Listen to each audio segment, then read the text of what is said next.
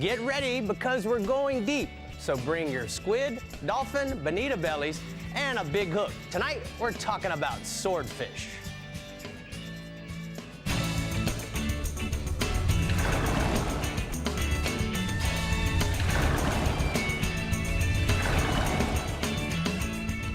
Welcome to the Chevy Florida Insider Fishing Report, presented by Yamaha. Welcome to the Chevy Florida Insider Fishing Report. And Rick, it's definitely summertime in Florida, man. It is so hot out there, but I hope y'all are enjoying it out on the water as much as possible. And like Rick said, today we are honing in on our sword fishing skills. But before we get started, let's say hello to Randy Tao, who's filling in for Dave at the CCA Workbench. Hey, good evening, fish fans. We're going to talk sword fishing tonight, so you better stay tuned. Boy, Randy knows about those swordfish. You know, the first swordfish breed that I ever caught, I caught with Mr. Tao, 250-pounder, 1,800 feet of water, hour and 45 minutes of reeling. He wouldn't let me use an electric reel, and I'm so grateful that I caught that fish that way. And you know what? We let that fish go. How about a conservation message? That's perfect. That is perfect. I like your hat backwards thing. It's different. Well, thank you. You look like 20 years younger. High five to that. Well, good lie. I That's don't a get a good high five lie. for that. She's a real fisherman. Great lie. Yeah, I lie pretty well. Okay, well, let's begin with someone who knows his sword fishing, Captain Jimbo Thomas in the Casa Vieja Southeast region. Let's hear it, Jimbo. Hey, Rick, Avery, and hello, Randy. Well, you know, since the pelagic longlines were outlawed in the Florida Straits about 15 years ago, the swordfish have made a really great comeback. Now, traditionally, they were targeted at night, but in the last few years, probably more like the last 10 years, daytime sword fishing has really become very popular. Lately, both the daytime and the nighttime bite has been pretty good when the weather cooperates, and you do want some good weather because we are fishing good ways out there. Now, typically, we fish in 1,500 to 2,000 feet of water, which is anywhere from 15 to 20 miles offshore, and that just depends on what part of the region you're fishing out of. Squid, big bonita strips, dolphin strips, live baits like a blue runner, rainbow runners, those are all popular baits, and we rig them on 300-pound monofilament leader with 10-0 to 12-0 hooks. And then we put some lights up at the top of our leader. At night, we drift a spread of baits at various depths, anywhere from 50 to 400 feet of water. And I like to use some heavy tackle because you never know when a 400-pounder is going to bite. We use either 50 or 80-pound class tackle. And then in the daytime, an electric reel is recommended because we're fishing on the bottom in that same 1,500 to 2,000-foot range. And you use anywhere from 10 to 15 pounds of weight, depending on the current, to hit bottom. So I don't want to wind that up by hand. I don't think too many other people do either. And then these swordfish out here are typically anywhere from 50 pounds on up to 300 pounds or more. I got a photo here. This is a sword that we pulled in. We measured it, but he was an inch short, so we tagged him, turned him loose. Hopefully we'll catch him when he's about 300 pounds. And then when you're heading out offshore to the swordfish grounds, definitely have some dolphin tackle rigged up because we're finally starting to see an increase in the dolphin activity. We've been finding the dolphin around slicks and scattered sargassum weed, and anything of size of floating has also been holding fish. For some reason, there hasn't been much bird activity around, though. That could change overnight. We've been trolling rig ballyhoo, small lures, and feathers. Those have all been getting bites. And then once we locate the fish, we've been casting live and cut baits, small pilchards, small herrings. And then all of the weeds and the floaters out there, they've been loaded with bait. And at times these dolphins have been getting a little finicky. So I like to keep a sabiki rod ready, drop it under the patch of weeds or under the floater, and you'll catch some of those small live baits, which are mostly blue runners that are hanging out underneath. And that's exactly what these dolphins have been eating, matching the hatch there. Most of the fish have been schoolies in the 4 to 7 pound range, but you never know when a larger one might show up. Now moving inshore, the flats of Biscayne Bay have been producing some very good permit and bone fishing. Any of the outside flats from Soldier's Key, South Angelfish Creek have been good, especially on the incoming tide. And the tides have been extremely low lately, so there's a lot of water moving on the incoming tide. A small blue crab is what the permit and bones have been feeding best on. Crab pattern flies have also been working, along with live shrimp. And you want to get out there early in the morning before those flats heat up to the boiling point. Our other inshore species is mangrove snappers, which have been biting throughout the region. Look for mangroves around any bottom structure in the bays, inlets, and in the intercoastal waterway. channel edges and around bridges, dredge holes, and wrecks. Those are all going to be good places to look for these mangroves. They should all be holding fish. The best fishing is going to be in the evenings using cut sardines, ballyhoo and bonita, or small live pilchards, herring, and pinfish. And I wouldn't recommend chumming, since that usually attracts a lot of the small fish that are bait stealers. They'll be picking your bait away. You want to fish your bait on the bottom with a knocker rig and fish the outskirts of the structure. Don't fish right on the structure. And these mangroves have been anywhere from 1 to 4 pounds. All right, thank you, Jimbo. Great report. We're going to take a look at the hot spots from the southeast region, brought to you by Center State Bank. Captain Jimbo says inshore, fish live crabs for permit and bonefish on the outside flats of Biscayne Bay. And then offshore, beat the heat and anchor up on the outside of 60 to 80 feet of water in the evenings. And then you're going to use cut sardines, ballyhoos, bonitas for mangroves, yellowtails, and mutton snappers. You know how else you can beat the heat? How? You can jump in the water, Rick. Oh, no, Rick, don't do that. Look how scared he got. Ricky, No. don't do that. Ricky, don't do Okay, that. let's take the fight over to the Bells Real Legends Southwest region with Captain Ronnie Houston. Go ahead, Ronnie. Well, like always, it's great to be here. Unfortunately, we don't have swordfish in the region, but just getting back from an offshore trip today, the red grouper bite does take a little bit of work, but if you get in these right ranges, it will work for keeper fish. Now, the 12 to 20-mile range, concentrating on hard bottom, drifting until you find them, bouncing white bucktails with glowworms or squid, but cut herring, sardines, and squid have all been working well. That 12 to 20-mile range today, repetitive bite on every drop with 5 guys in the boat. Unfortunately, a lot of the fish were at the 21-inch range. Now, also in those areas, there's plenty of bonita busting on top of the water. As we ventured further out in the 35 to 50-mile range, once you drop down, you smelled got a small peck. It was a solid keeper-sized grouper, red grouper up to 30 inches. But also in those areas, plenty of dolphins for the taking as far as the eye can see. So getting out in those areas while looking for the red groupers, opportunities for bonitas and dolphin in those ranges. Bite was a little tough today. The key today was moving, fishing some of the hard bottom areas for 10 minutes. Nothing happens, move on. We learned today, moving out a little further seemed to be the bite, different from last week. But also, the mangrove snappers. Right now you want to concentrate for the mangrove snappers, 35 to 50 feet of water on all noted structure, wrecks, rock piles, ledges. Now listen, the mangroves are running right now from 2 to 4 pounds. The key here today was also chum with a large whole chum bag, and make sure you have lots of chum with you. You can use cut pinfish, sardines, pilchards for dead bait, or you might try live pilchards belly hook on the bottom. In either case, what you want to do for the mangroves, though, is use light suffix fluorocarbon with about 8 to 10 feet a liter. Remember, to catch a big snapper, you have to drop the bait back to them after the initial bite. So today was a real productive day for plenty of fish, and the weather looks good for the offshore side. Now, on the inshore side, you want to concentrate on the redfish. 2 different ways to work this game. You want to concentrate on the mid-afternoon high along the west wall, Charlotte Harbor and Smokehouse area, and the Matlacha Bridge to the power lines. Fish these areas first thing in the morning, which is going to be lower, using gold spoons and a variety of topwater skitter walk-the-dog lures in chartreuse, bone, or bright orange before it gets too hot. Then, 3 to 4 inch soft plastics. Concentrate on skipping the bushes, either hook weedless or on a jig head. But on the mid-afternoon high, once it gets hot, you want to use live pilchards or cup mullet, ladyfish, and pinfish. Make sure you get those baits tight to the mangroves. Average size of those fish right now are 20 to 30 inches. Now, the snook bite's been a little bit different this week. Temperatures are up in the mid-90s.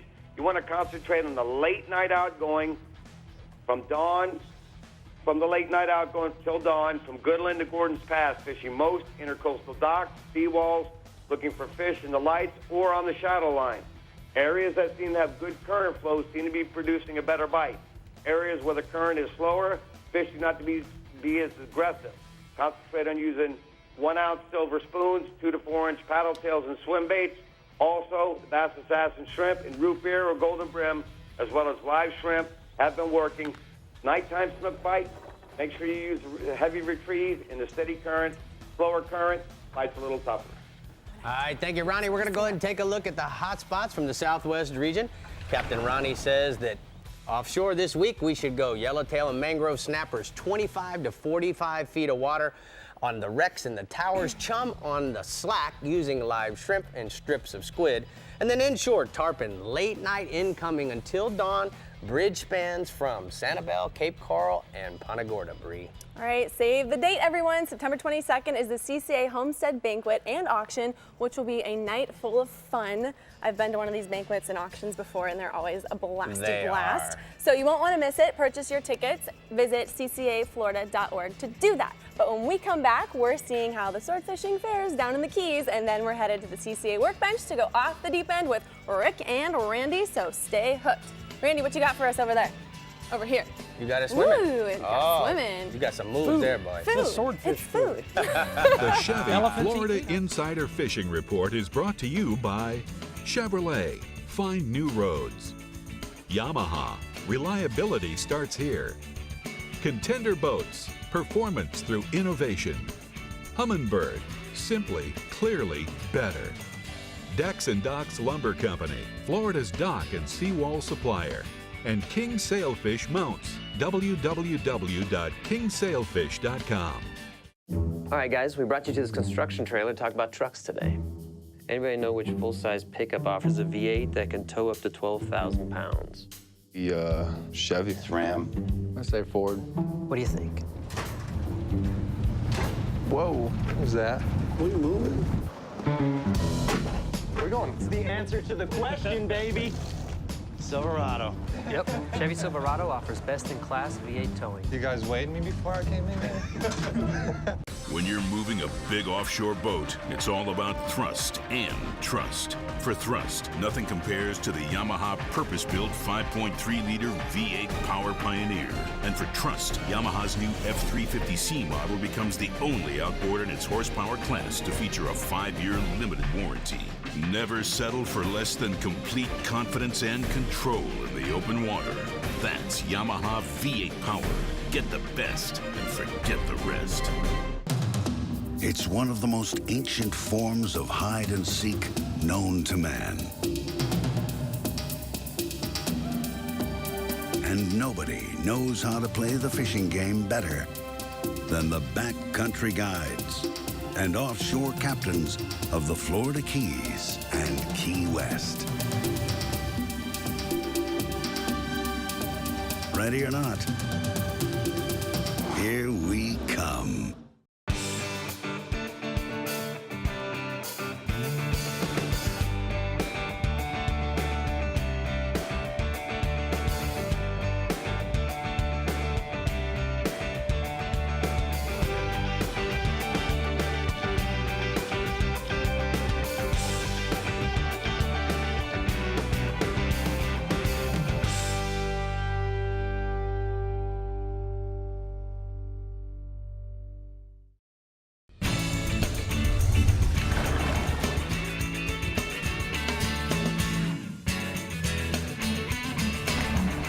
Now it's time for the FWC News and Notes. July 16th, there's a kids fishing clinic in Palm Coast. And July 23rd, there's a women's saltwater fishing clinic in Panama City. For more information, visit myfwc.com. But now we are going off the deep end.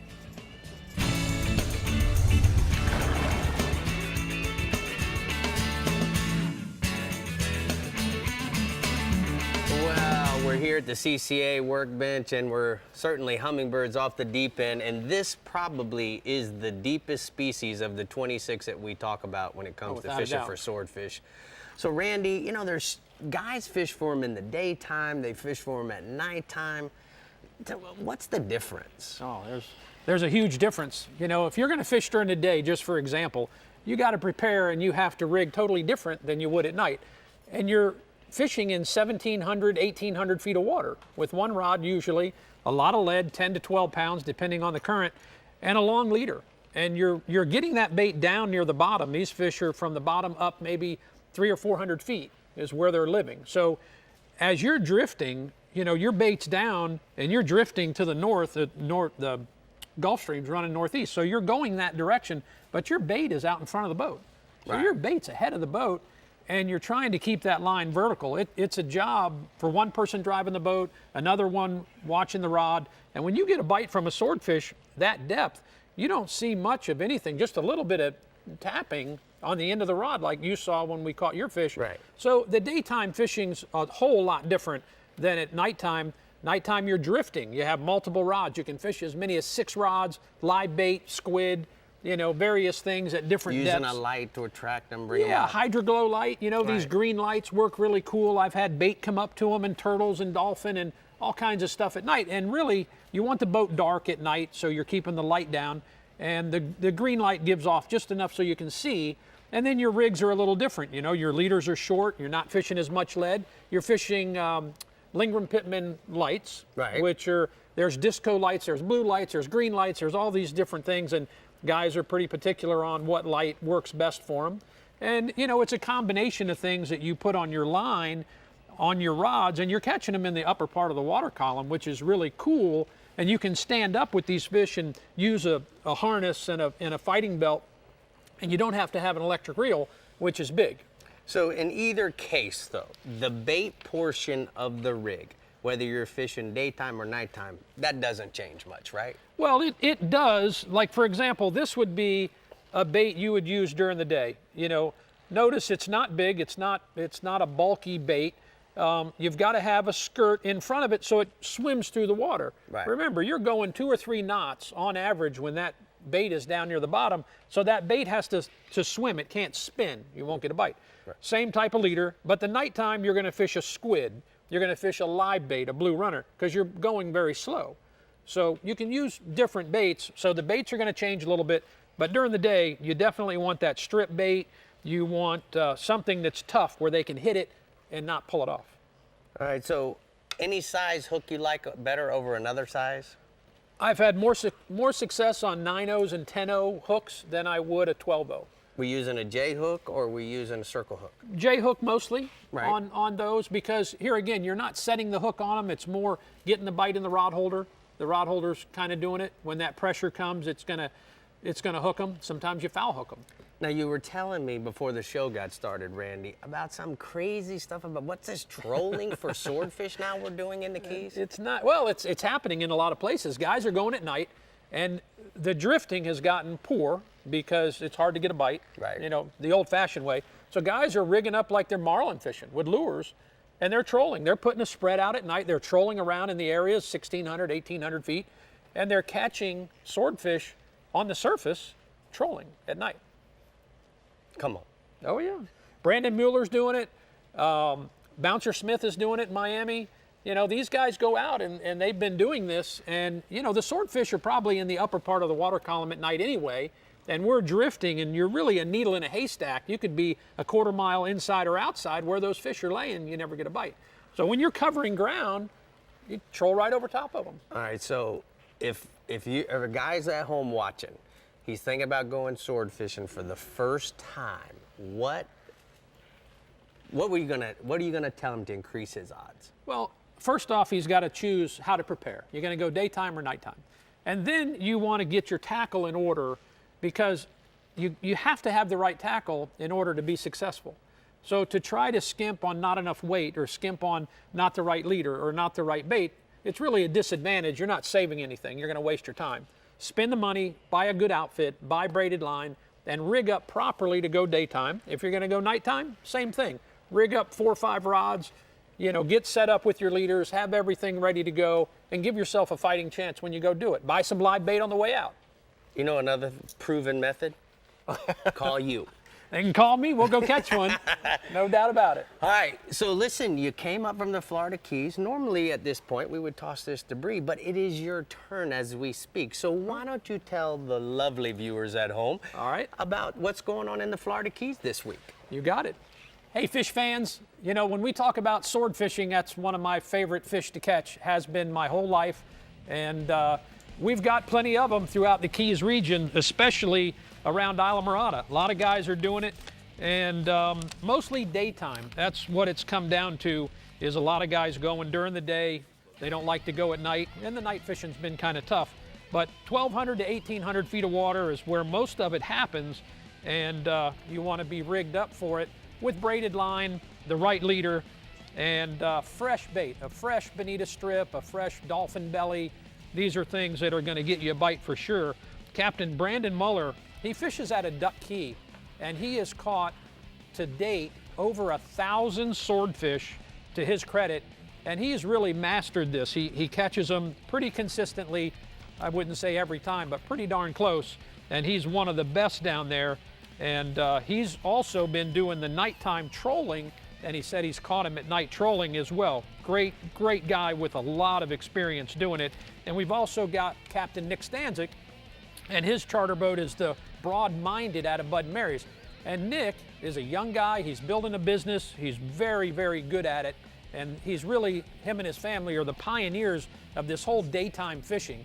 And he catches them extremely well. And a couple of days ago, he had one on the scale at 445 pounds, which is a pretty good one. You never know. That's the thing about sword fishing. You might catch a 40-pounder. The next drop might be a 400-pounder. So you got to be ready for that big one to bite. I've got a picture of Captain D and Jesse Tang with a swordfish they caught on a recent trip to the Keys.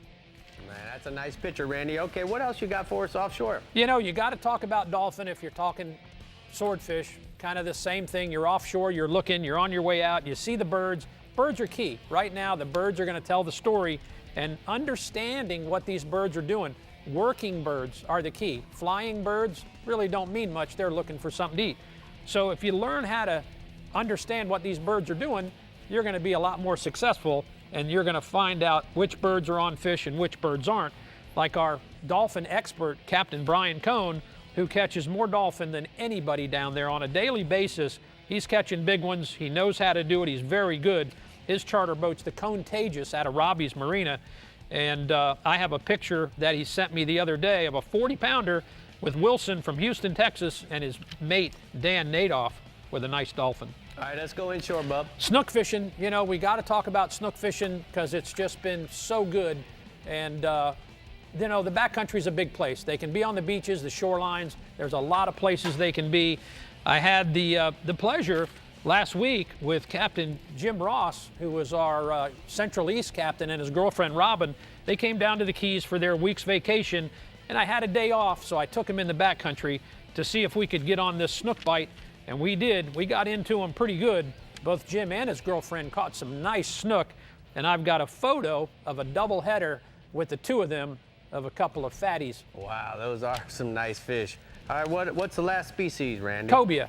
You know, the cobia this time of year isn't something we consistently have good fishing, but you never know. Every year is different. And this year, for some reason, they have been around in that calm weather. That's the key. These fish will float up on the surface. You're going to find them around markers, shallow wrecks, and sometimes you'll just find them in the Gulf floating along the surface, especially on a hard incoming tide.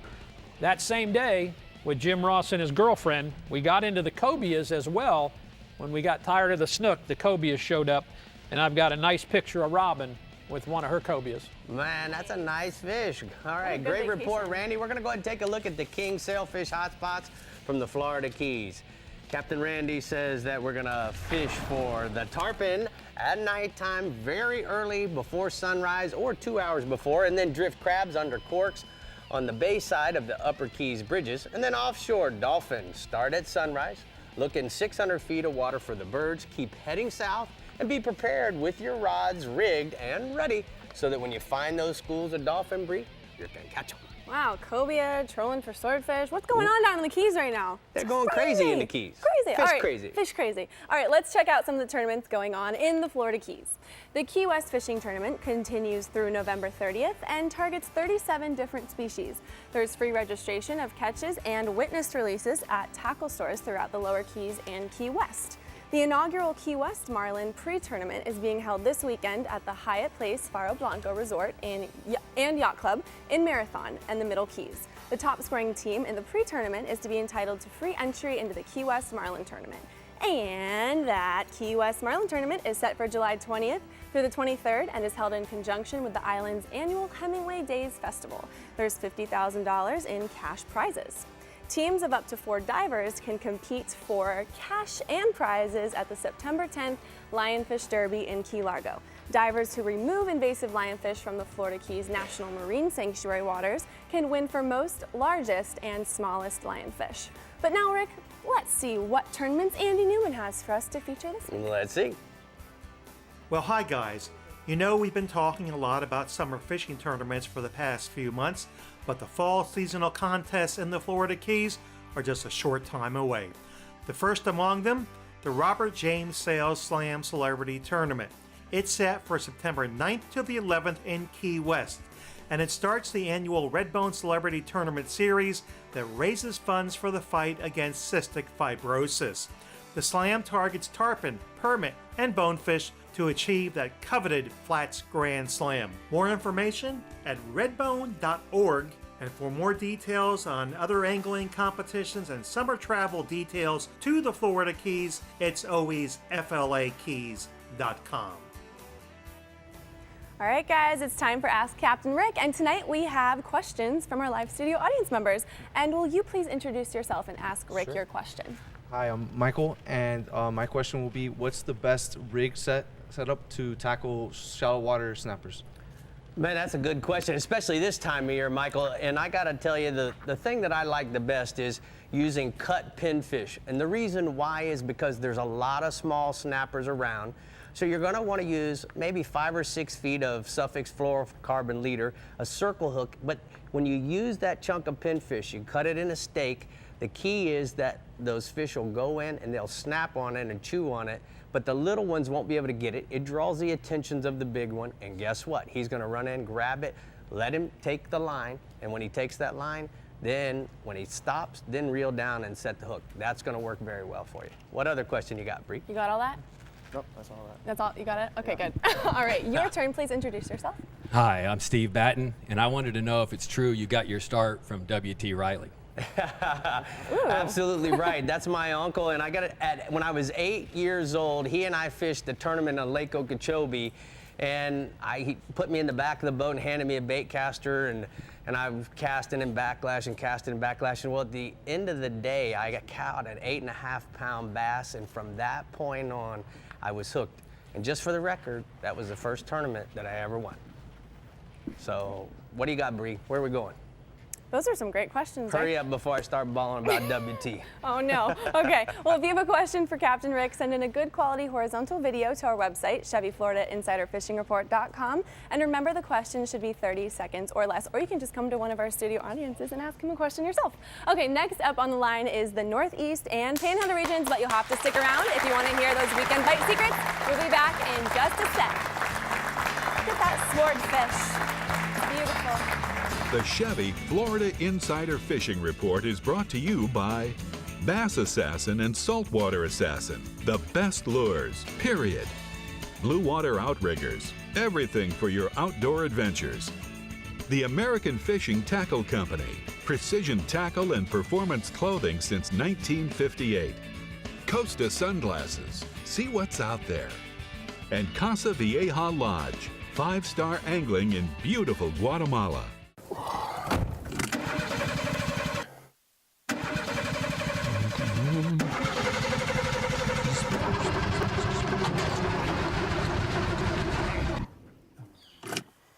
think it's time to change my battery.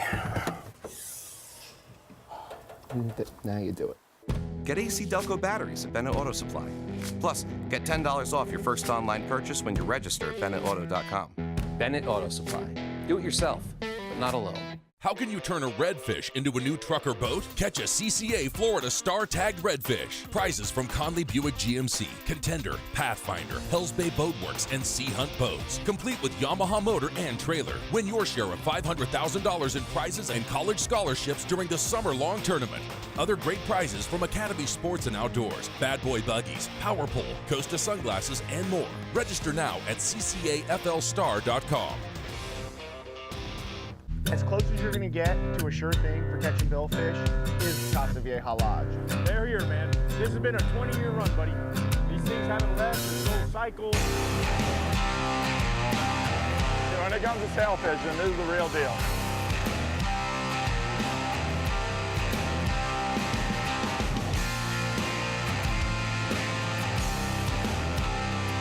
The amount of sailfish here is ridiculous.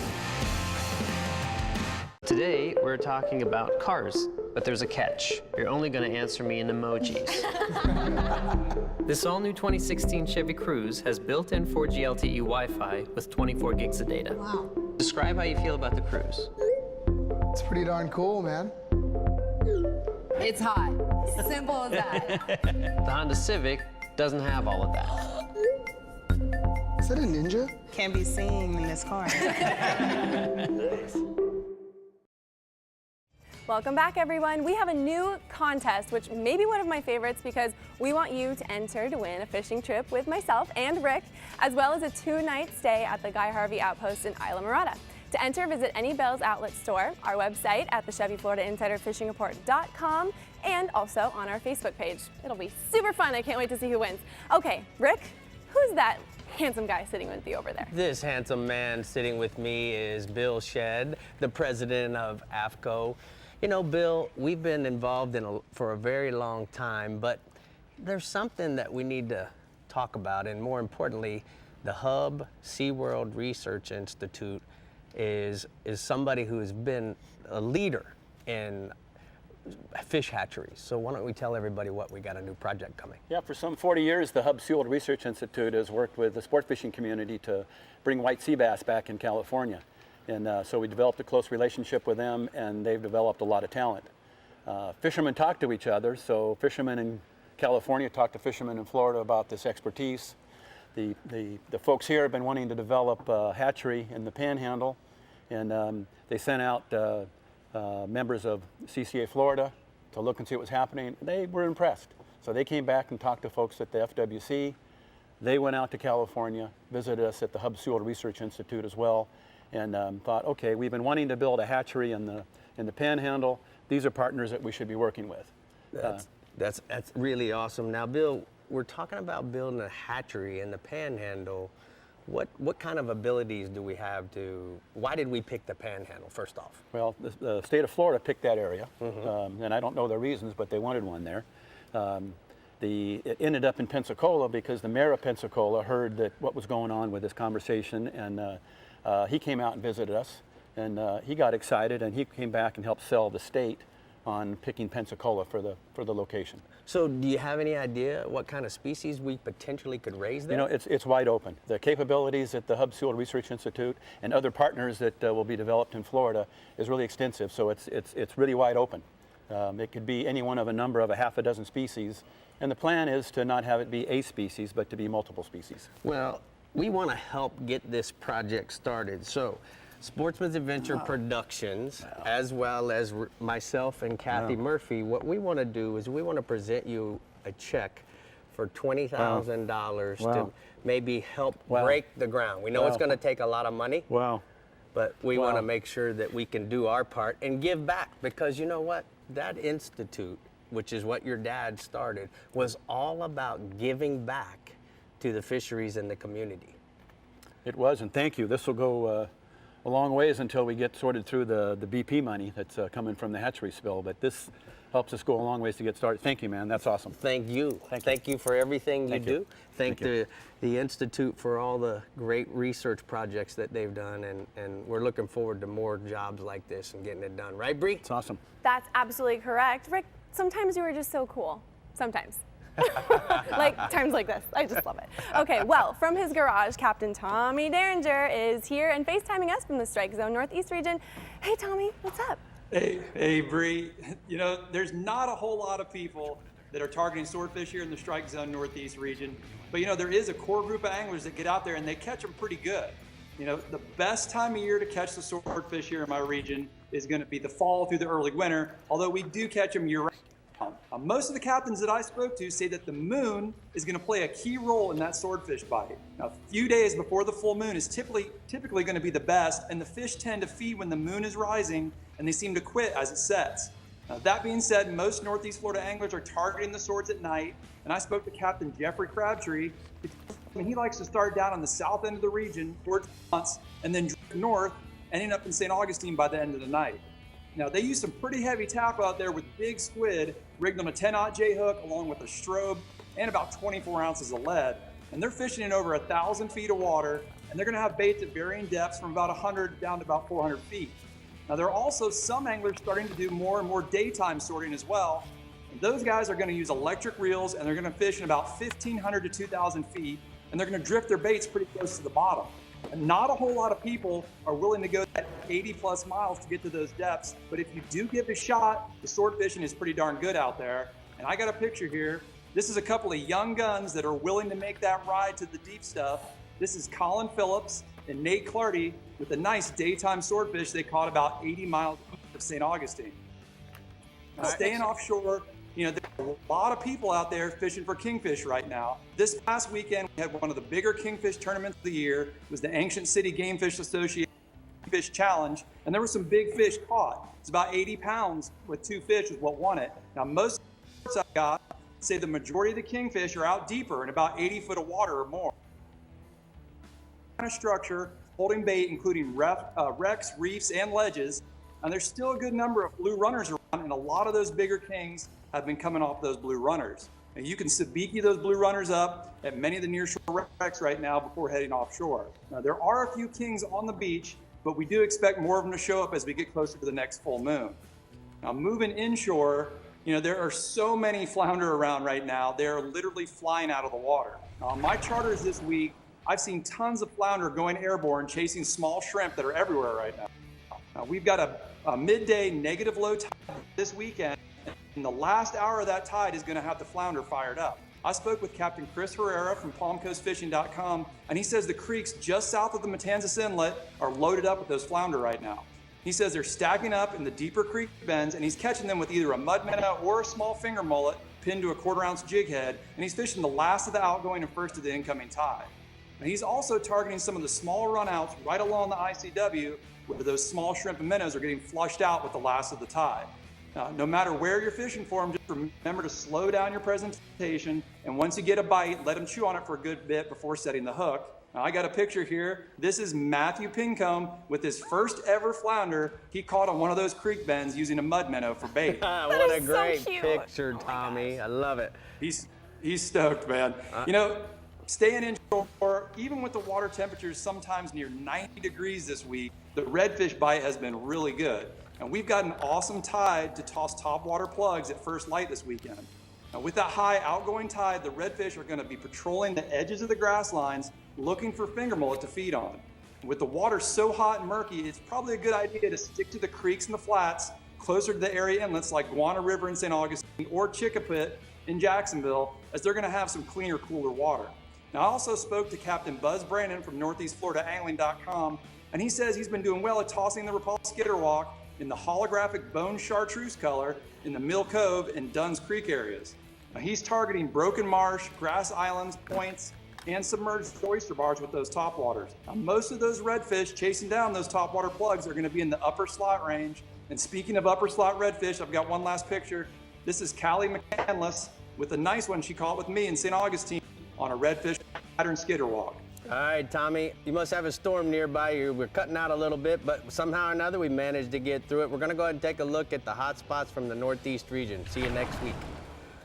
Captain Tommy says inshore flounder at the mouths of the runoffs along the ICW and the larger creeks throughout the entire region. You want to use mud minnows or small fingerling mullet on a 1/4 ounce jig head, and then offshore kingfish in 80 plus feet on the reefs and the wrecks, slow troll blue runners up to the top, or maybe you might want to put them on a downrigger. Downrigger. Okay, let's see what Captain Pat Deneen has from the Panhandle region, and he's going to tell us about the weekend bite. What's up, Pat?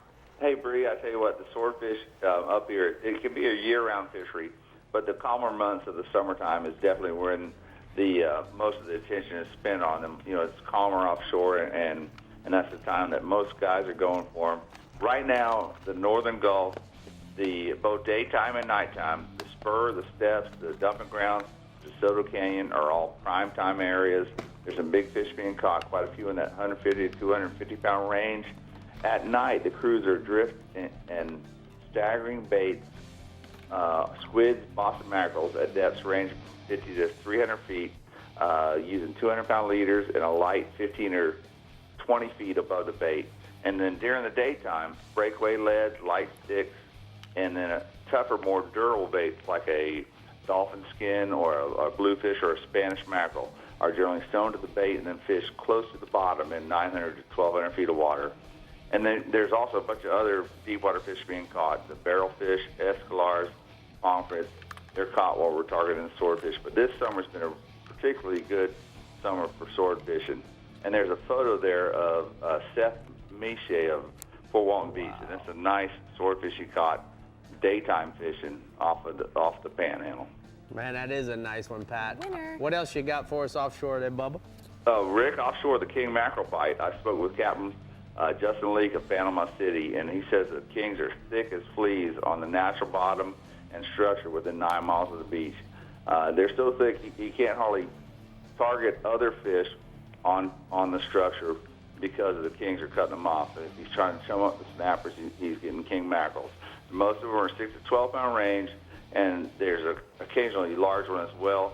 And if you want to really have a good time with them, target them with some light spinning tackle or a fly rod, 8 or 9 weight fly rod. Deceiver or clousers and whites and chartreuse are the way to go. And then use a sinking fly line, and it can be really effective for the kings. But you're also going to use the bonitas and amberjacks as well. And then use an Albright knot to tie a little trace of wire between your fly line and the fly. That's been a really consistent fishery. Inshore, the triple tail fishing over in Apalachicola Bay and also along the outer barrier islands has been really good. It's a lot of attention going on over there. These fish are structure oriented, so you're going to find them around the crab traps, the day markers, the weed lines, the color changes. And on the outgoing tide, it's not uncommon to find them just outside the passes on that outgoing tide, right on the tide line. Using some good polarized sunglasses, find them near the surface. A shrimp or a small pogey fish just below the float is the way to go. Find the fish, cast past the fish, slowly bring that float back to the fish, and then if the fish don't see your bait, pop that float a couple times. And the fish are ranging from anywhere from a few pounds to up to 20 pounds. And there's a Captain Sean Chalker. He's amazing at catching these fish, up to about 20 pounds. He had one this week, so give him a call. And then finally, tarpon season is in high gear throughout the Panhandle, along the beaches, and they are definitely moving down the beach.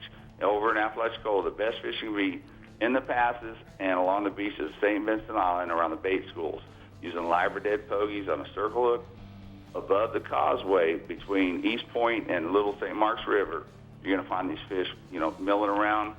Cast swim baits like a lip rapala or a jointed rapala. Further west, all along the beach, all the way to Pensacola, anchor up and let these fish come to you. Fly tackle, spinning tackle, or casting tackle is all equally effective. On the fly, 11 or 12 weight fly rods are needed. And a toad, a streamer, or EP pilchard are all popular flies. On the spinning tackle, a pilchard, a cigar minnow, or a herring, nose hooked on a 7/0 circle hook is the way to go.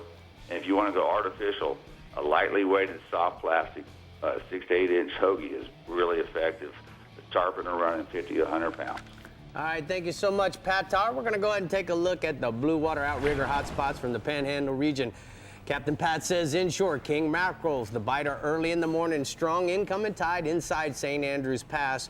On the large live pilchards is what you're going to use. And then offshore, find billfish and blue water pelagics on strong colored changes of rip in the south of Pensacola near that, I don't know what the heck. Go ahead, say it. Near the nipple.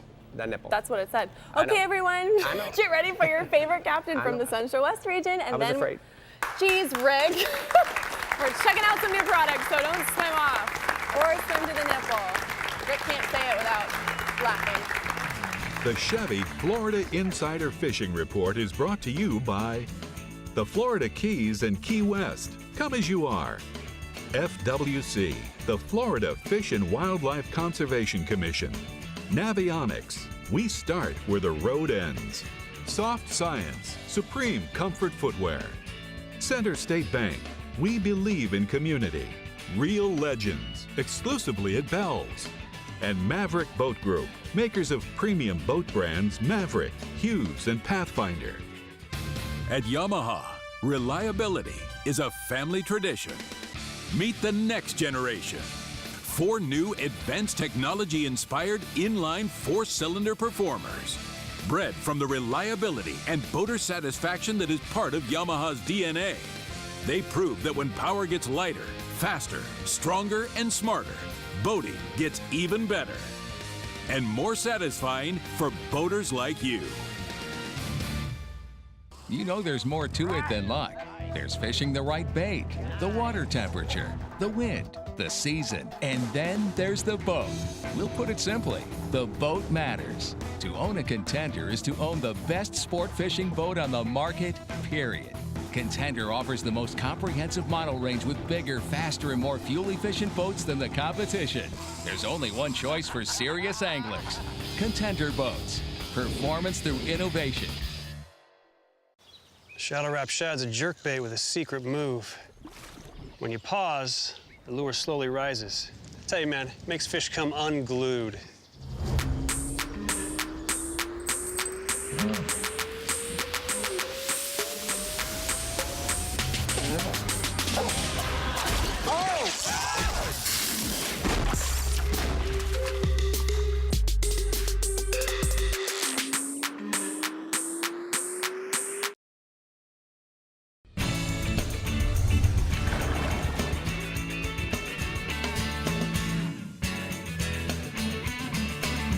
Well, we're over here at the CCA workbench, and more importantly, we talk about new products every week, and I brought in the product specialist for Rapala.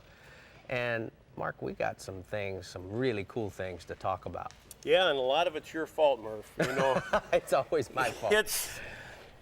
It's been a project that's been going on probably a couple years, but it goes back to understanding what's going on in inshore, what's going on in offshore, and what's in between.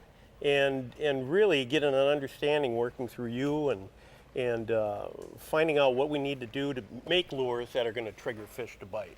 We're working with a small water column most of the time, shallow, and so modifying some baits and bringing to market some new baits, and we basically enhanced the X-Rap family to get a whole lineup of shallow saltwater baits, and a lot of them, Murph, you know, go right to the twitch and minnow with inline hooks, getting away from the treble. Well, it's so much safer for the anglers, so much safer for the fish, you know. And I gotta say, I'm really proud that we stepped into this part of fishing now. That's good. It's, you know, really conservation driven in all parts of the country, but more so down here. And, you know, with things coming along, you know, we've really stepped out to develop this whole program, which is called Rapala Coastal. And it's really focused on doing the business that we need to do down here. Twitching mullets, twitching minnows. The twitching mullet is modified.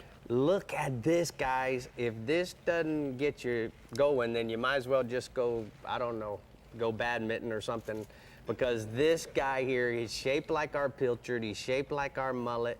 What I love about this is that when we twitch it under the surface, Mark, it walks the dog and flashes. It rolls like this. We've never had a bait like that. Correct. You're right, Murph. You know, the subwalk is an old standby, a great friend that's been in the lineup for years, and we modified that a little bit. But also the biggest thing is working with a limited water column, we can work with actions and getting a wide reach search bait action through that, the action that we can get from the bait, whether it's underwater or on top of the water, and what you're holding in your hand is kind of a breakthrough. Tell us about this. This is called the Skidder V, and I want you to tell everybody about why it's called the Skidder V. The concept of the Skidder V is, I think all of us that fish from boats have a V hull. And one day it just kind of dawned on me that maybe in tracking purposes, we should probably get a bait that might function like the hull of a boat. Right. And track, and instead of a bait moving and leaving a strike zone, it actually works in a confined, you know, area. So calling you one day and saying, what do you think, Murph, about this? It was green light. Well, it's not only that, but your thought process here was brilliant, because the hardest thing about walk this dog style of baits, specifically coming from a guide trying to teach that angler how to do it, what ends up happening is if they don't give it enough slack, it won't walk. It kind of just zigs and zags. That's right. This thing, in my opinion, is bulletproof, because you can twitch it and it's gonna go this way, and the next twitch, swap 180 degrees. It's the easiest walk the dog bait I have ever seen. Comes in how many different colors, Mark? There's like 10 different colors in that, and they're all driven Florida-based colors. Right, so, you know, all our lures certainly are doing their thing. We have offshore lures. Quickly, we want to talk about these. Tell us about this holographic colors. You know, that's opened up a big can of worms, so to speak. When we talk about playing the world, and Rapala holds a world record of world records, and a lot of them are saltwater. And we develop baits for other parts of the world, and some of the colors and the finishes that we develop are suited to be regional, right? But they're also broad brush. And the new Magnum X-Wraps, the new Husky Magnums, there's a full lineup of offshore as well as long cast baits in a variety of sizes and colors, buddy. All right, so we got tools as you well do. as we got the new Coastal VMC black nickel hooks. Tell us the difference between these and what we used to have. Correct. Coastal black hooks is a real step up. They're stronger than traditional inline hooks, the old circle hook style that we've had for years, and also the finish is just bulletproof. It's 5 times stronger than any other finish and will hold up. It's called Coastal Black finish, and it's just solid. Well, Mark, thank you so much for taking time out of your busy schedule. We have a Always a whole pleasure. line of tools, pliers, new knives. I'm so excited. I can't wait to introduce it to everybody at ICAST this week. And more importantly, guys, you got to get to your local retailer. And you know what? Get your tackle box updated. Bree, have you updated your tackle box? Every day I update my tackle box. My toy box is what I call it. Okay, Oh, I'm just boy. sitting here with my mates on the boat, and we're gonna check in with our captain in the Startron Central West region, where the fishing's always hot. Hey guys, can you say, hi, Hey, you Captain guys. Page? Fisher, I got to see that sea walk, and that thing's amazing. Anyway, swordfish, you know, a lot of anglers in the Startron Central West region, they can't get out to the depth of water necessary to target that swordfish, but those who can are able to catch them, provided that they do their homework in advance. My guys from Double Nickel Charters out of Marina Jacks, Rick, they like to take rigged squid and Boston mackerels and fish them under Lingram Pittman green lights, and they like to fish them on big ledges holding bait that break anywhere from 1,000 feet on out. The bigger the feature, the better. Fish your baits below and above the thermocline, turn up the gain on your bottom machine, and look for a solid echo line in the column. Use line counters for accurate depths. 50 wides, top shotted with 60-pound mono and plenty of hollow core backing are ideal. So I've got a photo tonight of a smaller swordfish that they got recently, and they say later in the summer the bigger fish start to show up. All right, Paige, what else you got for me offshore? All right, mangrove snapper, a lot of nice mangs, still coming off the wrecks and ledges in 85 feet of water on out. Everything's moved out a little, Rick. The water temperature's up mid-80s, even 90 degrees in the shallows.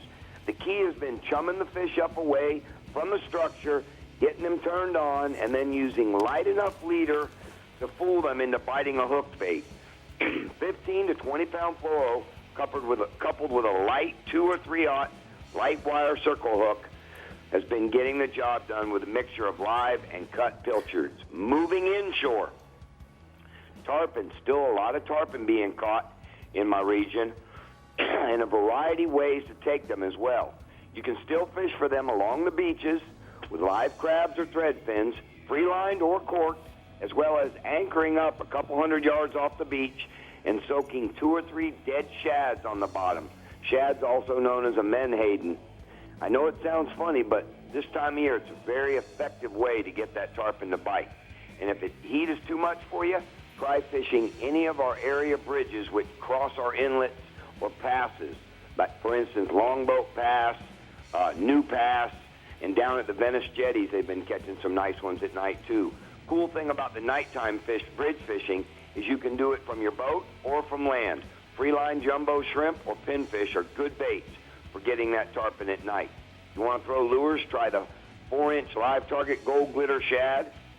And I've got a photo tonight of Captain Clark Wright and his brother Austin of the Right Stuff Charters with a big tarpon they got the other day. Boy, that looks like they had the right stuff going on to catch that fish, Paige. That's it. All right, what do you got else? Last but not least, my favorite species, the speckled trout.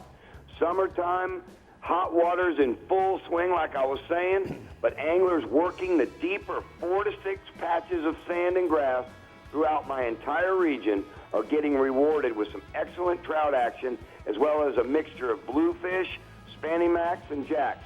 The key, Rick, has been paying attention for birds, hovering, and bait action, and setting up your drift or hitting your Minn Kota spot lock. Hold you in position if the water's too deep for your power pole, and you can fish a variety of lures from suspending baits like the Rapala Twitch and Wrap, or the Live Target Scaled Sardine, or that Saltwater Assassin 4-inch sea shad in the Houdini pattern, rigged on a 1/4 ounce silver or chartreuse jig head. Live or free line cork pilchards work just as well too. I've got a last photo tonight of our friend Rob Sabin from Costa with a nice trout he got with me. Oh, that's a big trout. Hey, Paige, so let me ask you, I got one quick question. Go ahead. So you want to catch that big trout? A lot of the guys are recommending going at night. Do you find that that's important right now, or is your region you still catch them in the day? I think the bigger trout you're going to catch in the day, unless you've got some dock lights or some areas that you know they hold up. I think that trout moves out deep at night. All right, bud, thank you so much. I'm going to go ahead and take a look at the hot spots from the Central West region. Thank you. Offshore, gag grouper holding on the hard bottom and ledges in 105 feet of water and on out. And then live pinfish or cigar minnows is going to be your best bet for catching those groupers. And then inshore, mangrove snappers coming off of the pylons and structures around the Skyway Pier and the bridges. All right, hope y'all are getting excited to have some fun in the sun this weekend. But the fun is continuing here on the Chevy Florida Insider Fishing Report in the Southwest and Central East regions when we come back. By the way, our studio audience is pretty cool tonight. The right? Chevy Florida Insider Fishing Report is brought to you by Rapala. Catch the latest at Rapala.com. StarTron cures and prevents ethanol fuel problems. Yeti, built for the wild. CCA Florida, the voice of recreational anglers for over 30 years. Strike Zone Fishing, your fish hunt paddle store. And Guy Harvey, marine wildlife artist and conservationist. No matter where you are in Florida, Decks and Docks Lumber Company has got you covered for decking, seawall, and dock piling. From the Keys to the Panhandle and the Nature Coast to the Space Coast, we deliver the strongest products by the hardest working folks in the business. Whether you're fixing a dock or building a marina, go with the leader. Go with Decks and Docks. Supplying Florida's boaters, homeowners, and dock builders for over 20 years. All right, guys, we brought you to this construction trailer to talk about trucks today. Anybody know which full-size pickup offers a V8 that can tow up to 12,000 pounds? The Chevy. It's Ram. I say Ford. What do you think? Whoa, what was that? We moving? Where we going? It's the answer to the question, baby. Silverado. Yep, Chevy Silverado offers best-in-class V8 towing. You guys weighed me before I came in here?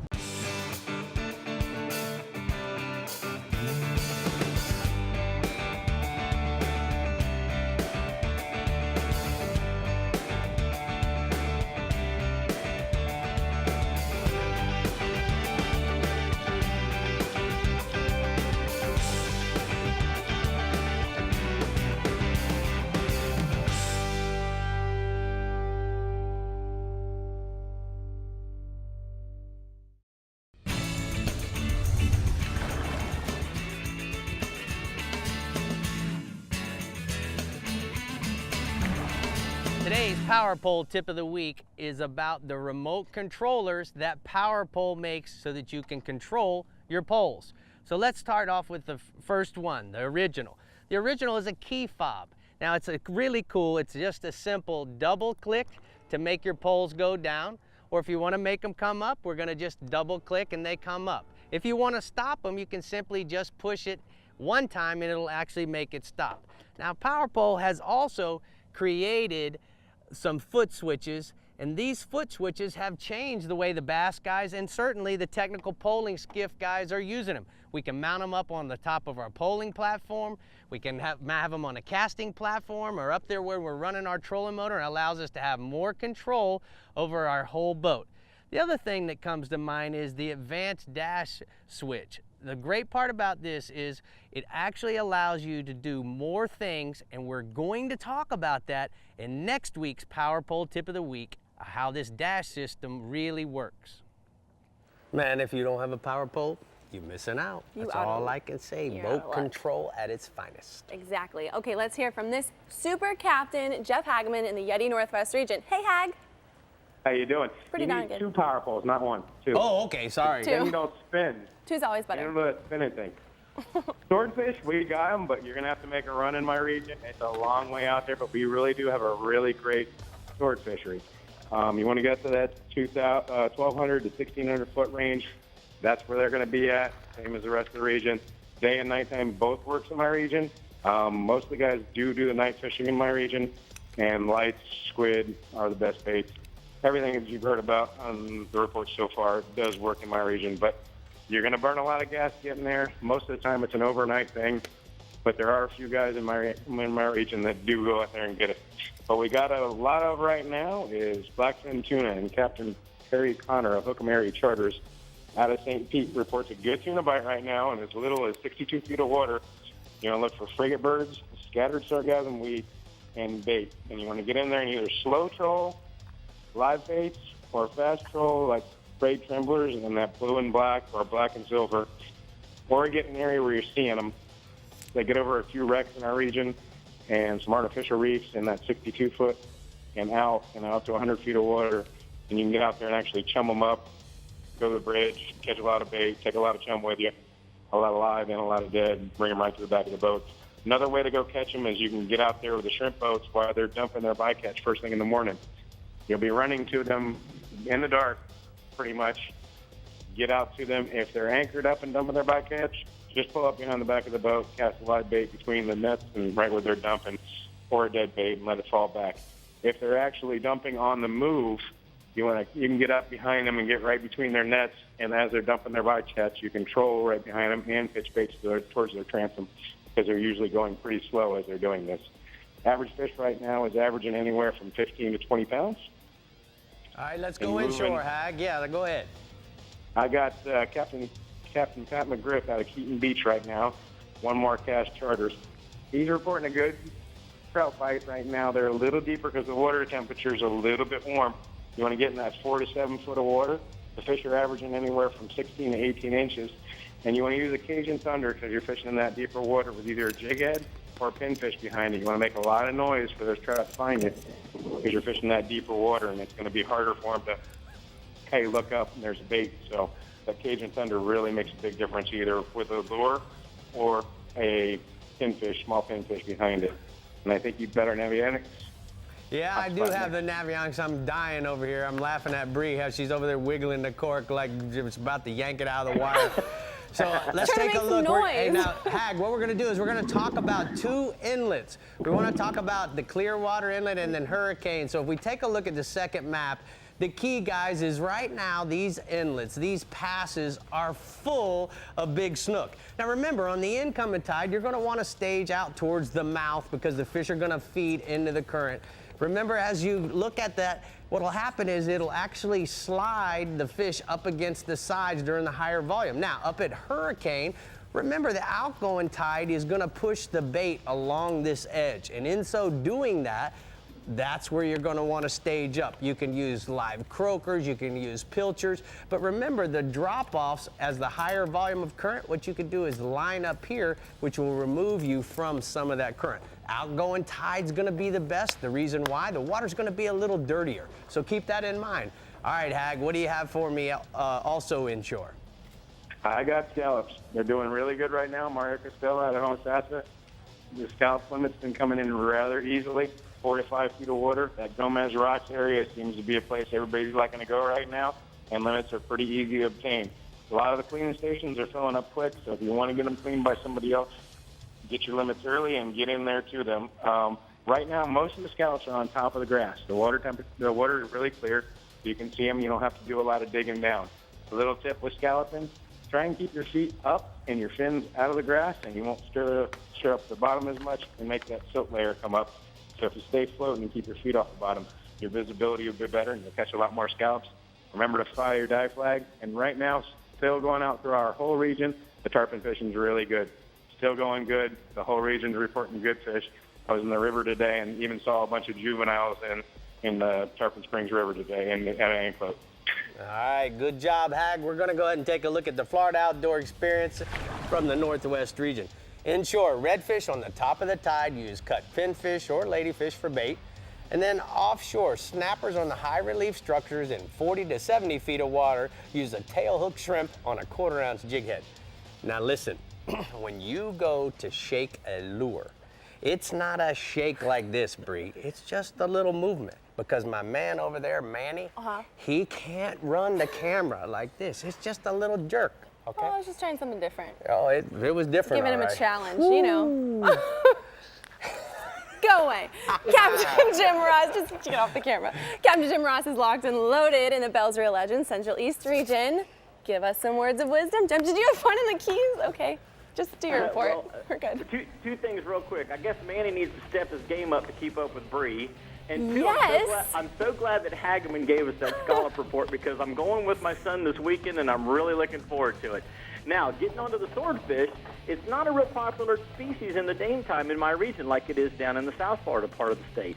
So when you're targeting a swordfish, most guys go at night and they fish between about 800 and 3,000 foot of depth.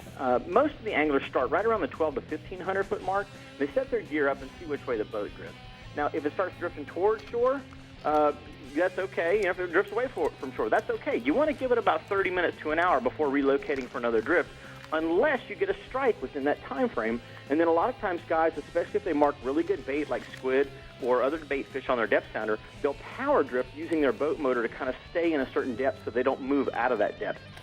Once the concentrations of bait are found and you stay close to it, another bite should come shortly thereafter. Now, our average swordfish runs about 70 to 100 pounds in my region, but there are some bigger ones out there. The latest report that I got was from about 2 weeks ago. I had talked to one boat that went out, and they got 1 for 3 on the sword. So it's not a huge bite right now, but there are some out there. Now, staying offshore, mangrove snapper are starting to move out to the reefs in the 75 to 110-foot depth for their summer months. Now, what's going to happen is they're getting out there to spawn on the new and full moon phases. So you guys and gals want to get out to those reefs, mark that school of fish, and then set up on the anchor and start chumming to bring them up to the surface.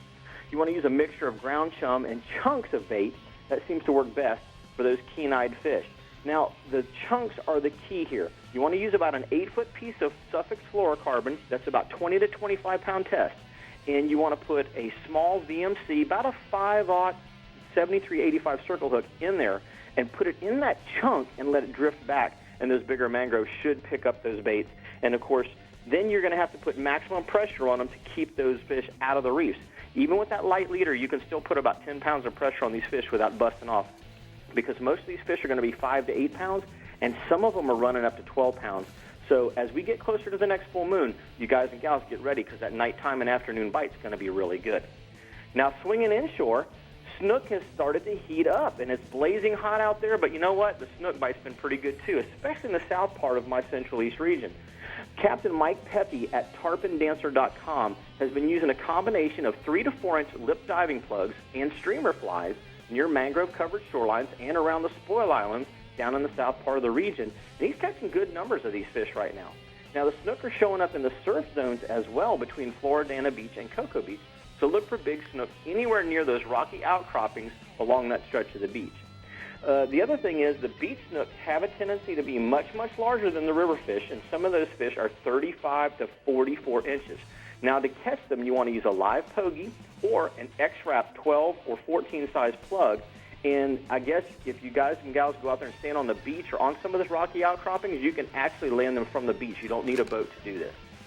Now, the last species in my region is tarpon. Now, they're being caught throughout the whole region, and anglers are finding both inshore and nearshore waters have fish anywhere from 10 pounds to about 100 pounds right now. The smaller fish have been cruising up and down the creeks and the residential canals, and they're primarily feeding on glass minnows and small pilchard-style baits. So little flies and little lures that imitate minnows and pilchards are your best bet. And you can actually sight cast a rolling tarpon near the moorings area in the Vero Beach, or some places along the ICW channel between Melbourne and Rockledge, you'll see schools rolling, and when you do, sit up in front of them. And then up in the New Smyrna area, the South Bridge has had a pretty good bite the last couple of days as well. Now, larger tarpon are being caught out on the beaches. You want to find the pogie pods and the glass minnows just outside the surf zone, and boaters should get in that 15 to 30-foot depth right next to those schools of bait, and that's where you want to put out your rigs. Now, we're using a VMC 7385 circle again. That's a dynamite circle hook. It's the best circle hook I've ever used for tarpon, and I think that you guys and gals will really like it because it will help you land more silver kings. And that's the tarpon report from my Bell's Real Legends Central East region. I do have a quick thing here. I've got a photo of Steve McCarthy with one of those tarpon that he landed with me the other day right outside of Cocoa Beach, so you guys and gals can get out there and get you one. And the other thing that happened this week we have to talk about. The CCA Star Tournament has been going on for quite a while now. You guys have all heard about it. I've told you that I've personally tagged fish and helped put them in the water. Guess what happened this week? One of the fish that I got out there with Brian Gorski and Dan Askins and tagged was recaptured up in the Mosquito Lagoon by a fly angler who knew about the tournament and wasn't registered. Oh, are you kidding me? Yeah. Wow. That's an $80,000 contender bay boat that he just blew because he didn't spend $35 to get registered. That's horrible. That's that makes horrible. me want to cry. To top it all off, though, guys, guess what? That $80,000 contender boat's still out there swimming around because he put that fish back in the water right where he caught it. So if you guys and gals want to get a shot at that, get signed up for Star, get out there and get you some redfish, and hopefully you'll get one with that tag in it. All right, thank you so much, Jim. We're going to go ahead and take a look at the hot spots from the Central East region. Captain Jim says inshore sharks along the beaches. Use live or cut baits on heavy wire leader and a 10-0 VMC circle hook. And then offshore amberjacks on the reefs and wrecks in 130 to 250-foot depths. Use live pogies and pinfish as your bait. Okay, everyone, what did we learn? We're gonna You sign up register. for the surf Come tournament. on, man, that's a Gotta register. $65. What? That's crazy. Just lost a contender. Okay, we're almost there, everyone. But when we return on the Chevy Florida Insider Fishing Report, we're motoring up to the East region, but not before we check out a Coastal Conservation Minute Tip. Right, Rick? That's right. Stay tuned. All right. Look at our audience. The Chevy Florida Insider Fishing Report is brought to you by Chevrolet. Find new roads. Yamaha. Reliability starts here. Suffix, the world's most hardcore fishing line. The IGFA, conservation through education. Get your hands wet. Florida Outdoor Experience. Best parts, best prices. Bennett Auto Supply. And there's no stopping Okuma. Introducing Helmmaster, Yamaha's first fully integrated digital boat control system. With Helmmaster, you can start your outboards with a swipe of a fob and control them with a single lever. Outboard trim and steering friction adjust automatically as you accelerate and decelerate. Adjust engine speed with the touch of a button. The Helmmaster joystick provides the means to navigate and dock precisely with confidence and ease. Take control of your next vessel with Helmmaster at your command. My name is Colby Coombs, Denali Search and Rescue. The only thing that's warm within 100 miles is your body. People get in over their heads pretty easily. You gotta risk your life to go help them. You just can't rely on hope. You have to buckle down and do it. Remember the glory days of gasoline? It's just not made the same anymore. Kick your gas into gear with StarTron. Pump up the performance in all of your engines. Cure the problems of ethanol with the power of enzymes. And maximize your mileage every time you drive. Kickstart your engines with StarTron. Today, we're talking about cars, but there's a catch. You're only going to answer me in emojis. This all-new 2016 Chevy Cruze has built-in 4G LTE Wi-Fi with 24 gigs of data. Wow. Describe how you feel about the Cruze. It's pretty darn cool, man. It's hot. Simple as that. The Honda Civic doesn't have all of that. Is that a Ninja? Can't be seen in this car. Nice.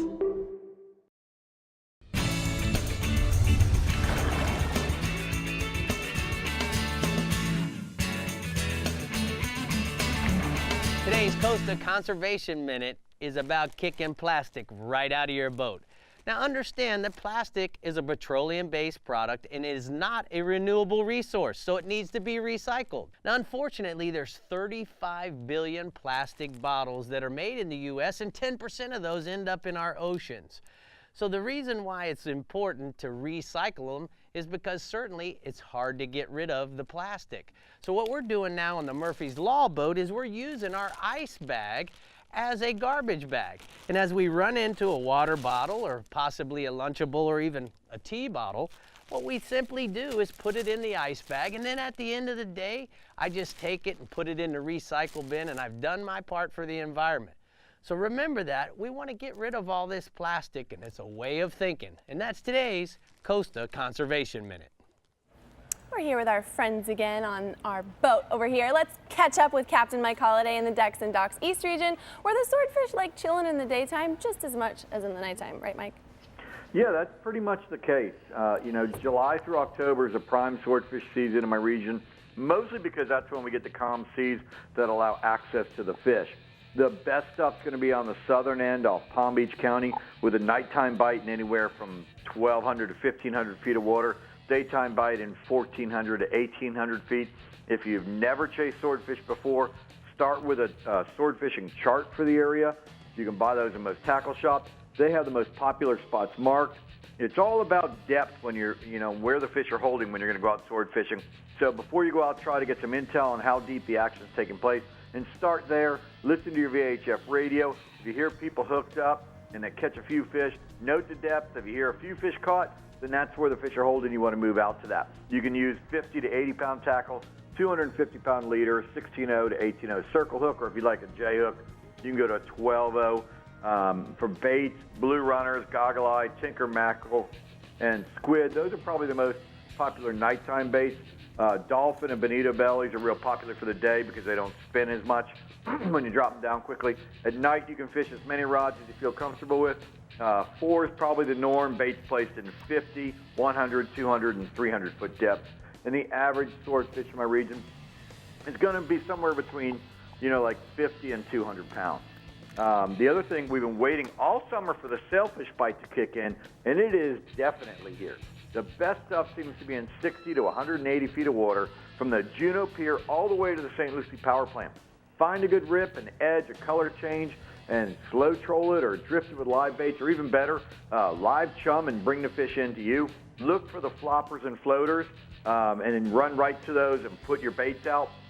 All the fish are coming in multiples, so when you hook a fish, look for others following it.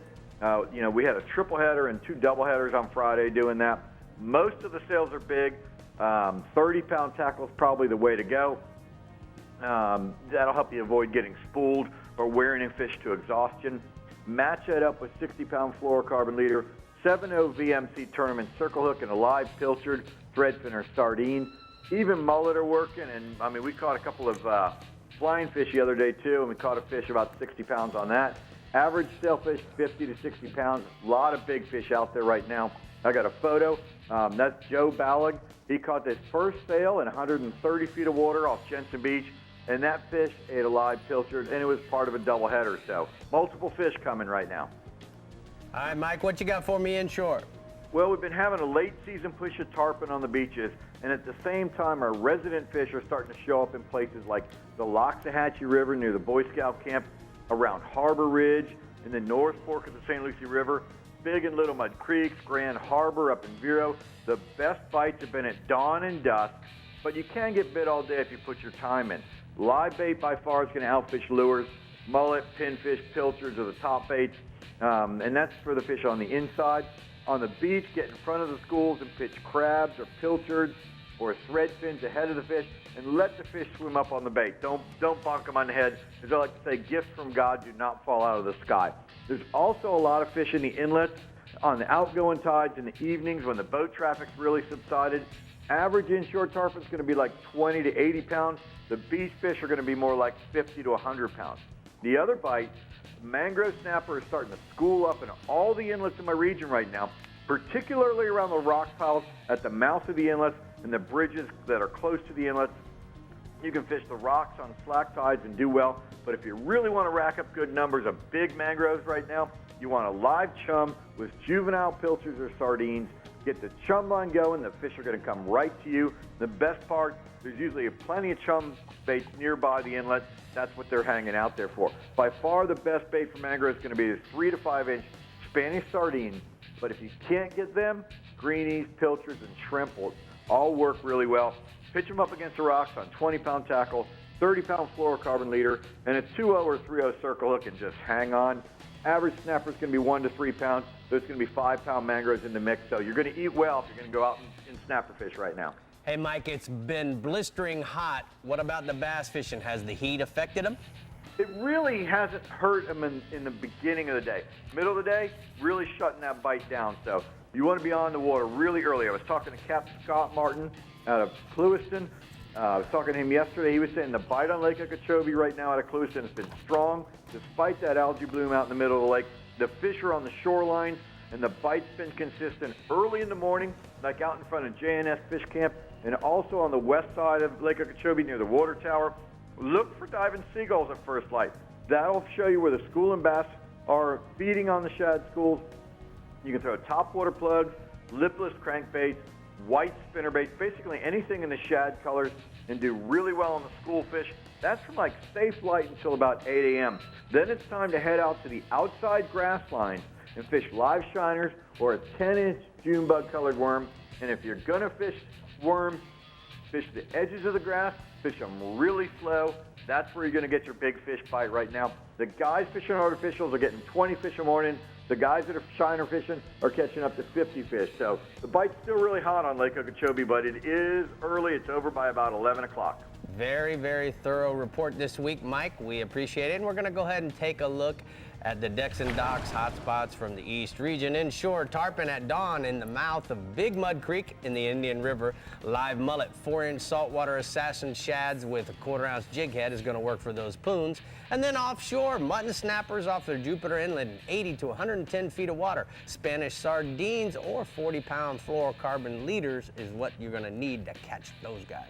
Okay, well, everyone should be fully prepped to go out and get that swordfish bite. Are you guys ready to catch some swordfish? Let's go. Oh, yeah. All right, stay tuned to find out what will be on the end of our line next week right here on the Chevy, Florida Insider Fishing Report. You got it, Rick. We'll be right back. All right, guys, we brought you to this construction trailer to talk about trucks today. Anybody know which full-size pickup offers a V8 that can tow up to 12,000 pounds? The Chevy. It's Ram. I say Ford. What do you think? Whoa, what was that? What are you moving? We're going. It's the answer to the question, baby. Silverado. Yep. Chevy Silverado offers best-in-class V8 towing. You guys weighed me before I came in here? When you're moving a big offshore boat, it's all about thrust and trust. For thrust, nothing compares to the Yamaha purpose-built 5.3-liter V8 Power Pioneer.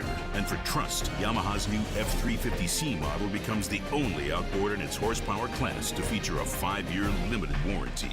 Never settle for less than complete confidence and control in the open water. That's Yamaha V8 Power. Get the best and forget the rest.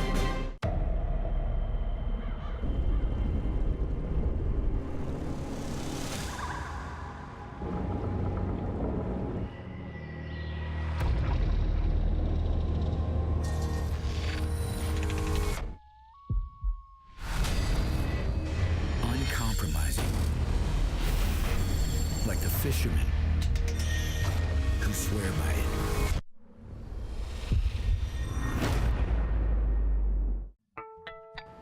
Thanks for tuning in to the Chevy Florida Insider Fishing Report. Be sure to like us on Facebook and follow us on Instagram and Twitter to keep up with our captains, contests, and appearances. You never have to miss a show. You can find full episodes of the Chevy Florida Insider Fishing Report right on your YouTube channel. And make sure to check out our website for fishing reports in your region. Visit www.ChevyFloridaInsiderFishingReport.com for everything you need to know to stay hooked up. All right, everyone, next week we are going diving. Rick, we're going diving. Are you excited? Oh, yeah. Yeah. Rick loves diving, especially in the water. Listen, Daddy don't get in. He only gets on. I jump out of a perfectly good boat, right? Right. And more importantly, it's the things I've seen really scare me. But more importantly, we have a birthday. Birthday! Megan, she's gonna turn 20, one of our interns at this Sportsman's Adventure Productions, and Mama decided, Megan, so that you needed to have something sweet in your life. We bought 121 cupcakes, so everybody in the audience is gonna be bad with us. What do you think about that? And you're lucky because he's not gonna smush it in your face like he did for me on my birthday. Thank you guys so much for tuning in. Thanks, everyone. We'll see you next week. Sportsman's Adventures. Don't forget your scuba stuff. Bye.